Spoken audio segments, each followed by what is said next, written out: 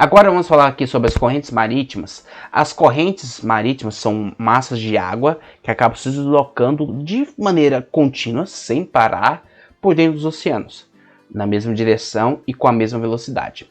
Elas são provocadas por muitos fatores, como a movimentação da rotação da Terra, a temperatura dos oceanos, a quantidade de sal e pela forma do relevo oceânico, que ainda podem ser impulsionadas pela força dos ventos na superfície dos mares e oceanos. As correntes marítimas podem ser quentes, partem das áreas mais quentes do globo, ou seja, áreas mais próximas à linha do Equador, indo em direção aos polos, são regiões mais frias.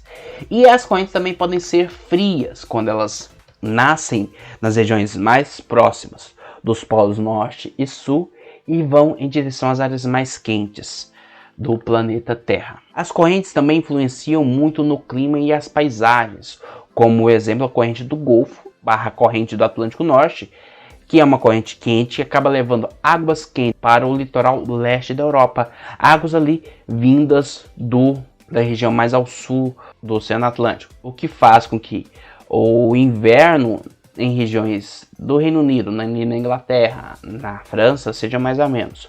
Outro exemplo é a corrente do Labrador, que é uma corrente fria, que vem ali do norte da América do Norte e segue em direção ao litoral leste dos Estados Unidos, provocando uma queda de temperatura muito grande no inverno, especialmente em cidades como Nova York e também em Boston. Em algumas regiões, alguns países têm seu litoral um chamado fenômeno conhecido como ressurgência. Essa ressurgência acontece quando correntes de água muito profundas, são geralmente geladas, acabam subindo para a superfície. Com isso, a mistura da água quente da superfície acaba fazendo com que existam muitas espécies de animais e peixes marinhos. Na América, é uma grande região de ressurgência ali no litoral do Peru e no norte do Chile e também no litoral da Califórnia, lá nos Estados Unidos. Agora vamos falar um pouquinho sobre a ação dos mares e oceanos no relevo terrestre. Os oceanos e mares possuem uma grande importância para a formação do relevo terrestre, alterando o litoral, retirando sedimento das áreas altas, formando as falésias, e guardando nas áreas mais baixas, que são as praias e as restingas.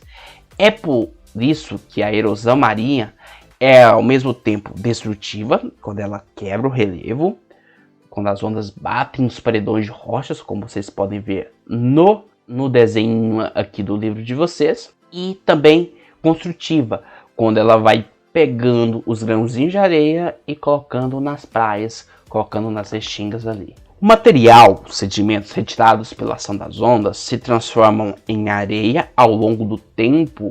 Os grãos de areia vão se acumulando e formando as praias.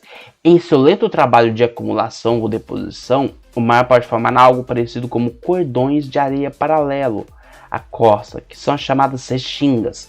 Como vocês podem observar aqui, a imagem da restinga de Mangaratiba, lá no estado do Rio de Janeiro.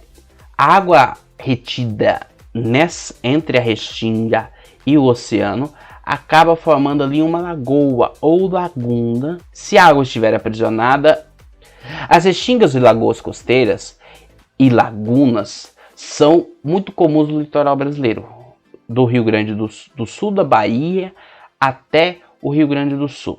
No Rio Grande do Sul, na extensa planície costeira do estado, a deposição de sedimento dos rios e do mar fez surgir lagoas e lagunas, com destaque para a Lagoa dos Patos. Aqui vocês podem observar aqui no litoral, o maior lago aqui do Brasil, lago natural do Brasil. E aqui vocês podem ver também como a diferença entre a água do oceano e a água da Lagoa dos Patos.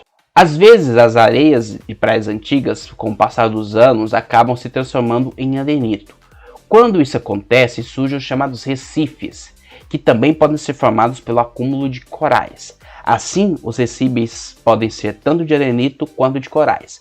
Esses recifes são muito importantes porque diversas espécies de seres vivos marinhos acabam morando nesses recifes, acabam tendo seus filhotes nesses recifes.